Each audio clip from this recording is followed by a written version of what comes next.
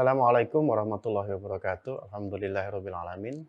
Terima kasih kita bertemu kembali pada sesi pembelajaran daring untuk mata kuliah perasaan transportasi dengan topik lapisan balas, desain dan perawatannya. Di sini mahasiswa kita harapkan dapat memahami topik mengenai desain dan perawatan balas yang digunakan untuk konstruksi struktur jalan rel setelah lapisan tanah dasar. Baik, kita akan mulai dengan persyaratan balas itu sendiri. Kita ketahui bersama, ada beberapa persyaratan balas yang perlu kita pahami di dalam membuat ataupun menyusun desain lapisan balas. Yang pertama, balas berasal daripada batuan pecah yang keras. Artinya crush stone ini betul-betul merupakan batuan yang dihasilkan daripada mesin. Bukan batuan kali, bukan batuan alam, di mana kita persyaratkan untuk sangat keras atau tidak mudah pecah, yang disebabkan oleh pembebanan berulang. Yang kedua, batuan ini memiliki nilai keawetan yang tinggi, tidak mudah aus ya, atau terjadi degradasi, adanya gesekan, dan tidak mudah cepat lapuk karena adanya cuaca. Kemudian batuan tersebut harus bersudut angular atau bersudut lancip, memiliki gradasi tertentu, di mana diharapkan memiliki sifat yang interlocking. Interlocking adalah sifat untuk saling mengunci antar agregat. Jadi kalau kita memiliki agregat yang memiliki suatu lapisan yang permukaan yang cukup lebar akibat adanya pecah tadi, batuan pecah tadi, maka permukaan itu saling mengunci. Itu kita sebut sebagai interlocking. Kemudian substansi yang merugikan pada batuan balas tersebut diantaranya adalah material lunak, kemudian gumpalan lempung. Ini harus dibatasi.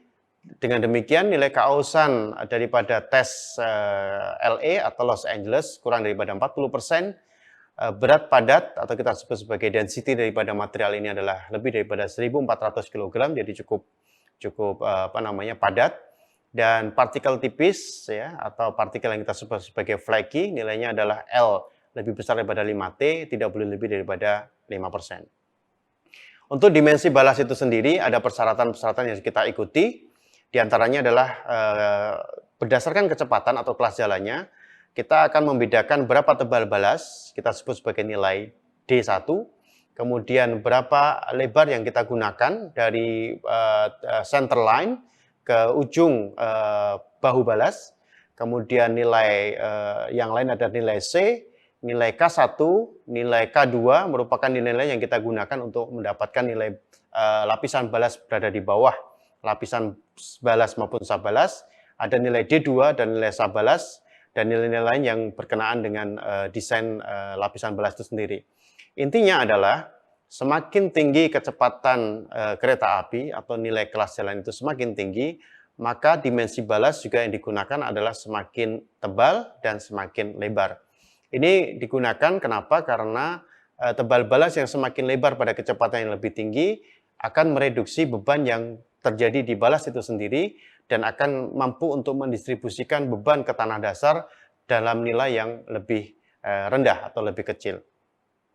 Selanjutnya untuk perhitungan dimensi balas kita ketahui kita bisa menggunakan tabel yang disampaikan tadi atau kita bisa menghitung sendiri dengan rumus-rumus berikut ini. Jadi kita bisa mendapatkan nilai B-nya, kemudian nilai X-nya, nilai K1-nya, nilai K1D-nya, atau K1L-nya untuk jalan tikungan. Dan kita bisa mendapatkan nilai E, serta mendapatkan nilai D2, yaitu tebal sabalas.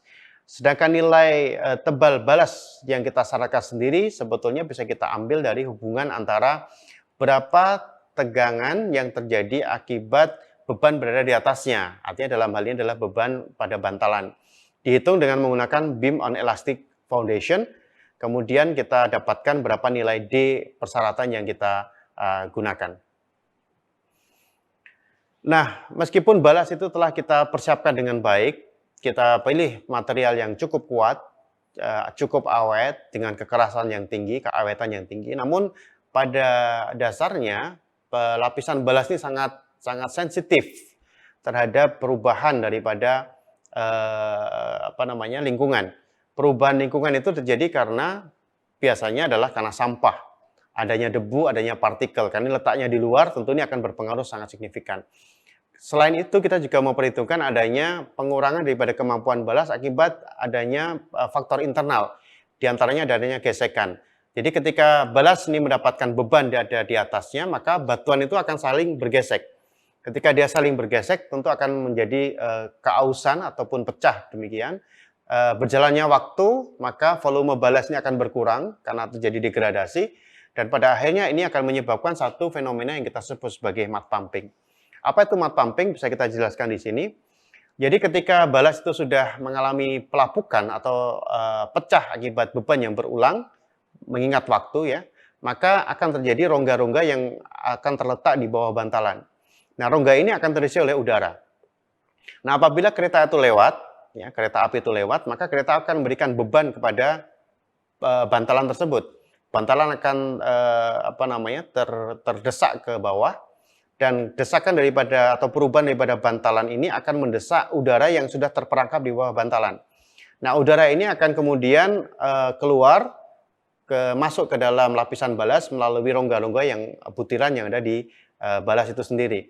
Pada kondisi muka air yang dangkal, bisa terjadi ketika hujan, atau juga bisa terjadi karena memang faktor air naturalnya tinggi atau dangkal, maka apabila ini tidak kita selesaikan, tidak kita kendalikan, ketika bantalan itu kembali kepada posisi semula, maka udara tadi akan membawa air dan lumpur menuju ke atasnya.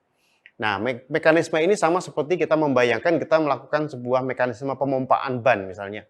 Maka di situ ketika kita menekan, itu adalah menekan udara. Ketika kita menarik pompa, maka kita akan menghisap udara itu sendiri. Jadi mekanisme ini sama, maka disebut sebagai pumping. Apa yang dipumping di sini adalah lumpur atau mudnya. Jadi mud yang berada di bawah ini akan terdorong atau terhisap ke atas. Nah, ini yang kemudian akan menyebabkan balas itu mengalami kerusakan, bahkan balas itu bisa mengalami kegagalan akibat proses mud pumping ini. Nah, untuk itu, kita perlu melaksanakan yang namanya perawatan balas. Perawatan ini dilakukan supaya yang pertama balas itu lebih awet, tidak terjadi pergeseran trek pada arah vertikal maupun pada arah lateral. Yang kedua adalah adanya penyimpangan geometrik ini akan menyebabkan adanya kerusakan pada jalur dan strukturnya. Nah, apa yang bisa kita lakukan? Yang pertama kita bisa melakukan namanya sebagai balas stamping. Apa itu balas stamping? Balas stamping adalah proses di mana struktur akan diangkat, struktur kereta rel itu akan diangkat oleh suatu kereta khusus dan akan dilakukan perbaikan jalur pada posisi geometrik awal yang tepat, di mana pada saat bersamaan juga akan digunakan untuk mengisi rongga-rongga di bawah bantalan yang kosong. Nah, ini bisa kita misalkan di dalam skema ini. Yang pertama adalah trek itu akan diangkat ke atas di gambar B ini. Kemudian pada saat yang bersamaan akan ada semacam garpu begitu ya, semacam besi yang diletakkan atau masuk ke dalam lapisan balas. Kemudian besi ini akan menggetarkan dan kemudian akan mendorong partikel-partikel tersebut mengisi rongga-rongga yang berada di bawah bantalan yang kosong. Kita gunakan mesin tamping ini, dan mesin ini dilaksanakan ataupun dioperasikan secara otomatis. Nah, kemudian yang perawatan berikutnya adalah stone blowing atau mengisi butiran-butiran bahan agregat yang kosong kepada rongga-rongga di balas. Nah, di sini bentuk perawatannya dengan menambahkan sejumlah bahan agregat atau bahan batuan pada balas yang terpasang. Perhitungan pengangkatan jalur yang akurat dipersyaratkan untuk setiap bantalan, di mana dia akan mengembalikan bantalan tersebut pada geometrik yang tepat. Penentuan volume batuan yang perlu ditambahkan akan digunakan untuk memenuhi tingginya elevasi yang telah ditetapkan. Penggunaan atau penetapan volume ini didasarkan hubungan yang telah diketahui atau dihitung antara volume batuan yang ditambahkan dan nilai sisa dari ketinggian posisi yang telah ditetapkan di trek tersebut. Jalur yang telah dilakukan penambahan balas akan dikembalikan pada posisi semula dan diukur kembali elevasinya. Kita akan menggunakan secara mekanistik. Ini adalah kereta disebut sebagai kereta stone blowing, di mana di sini ada bin untuk meletakkan daripada batuan yang baru atau batuan segar demikian.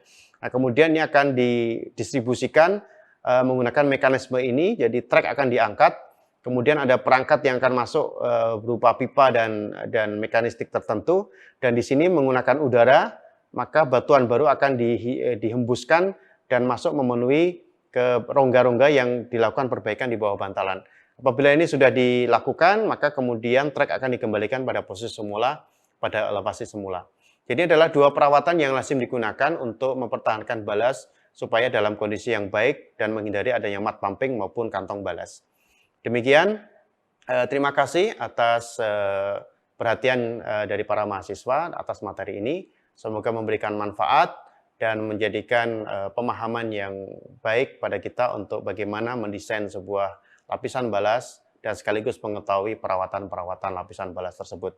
Terima kasih, salam sehat, dan Assalamualaikum warahmatullahi wabarakatuh.